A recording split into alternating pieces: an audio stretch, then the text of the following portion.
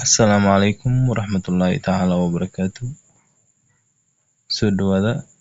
Kusoo dhawaada Bale Institute of Language and Development Skills, macadka barashada luqadaha iyo horumarinta xirfadooyinka ee Bale.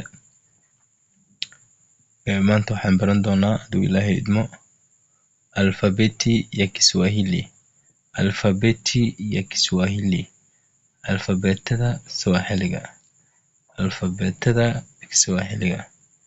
A, B, C, D, E, F, G, H, I, J, K, L,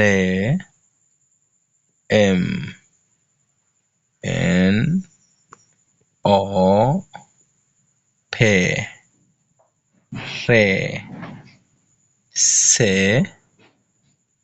T, U, V, W, Y, Z. siyaasad u akhrinaysaa hadduu Ilaahay idmo insha Allah.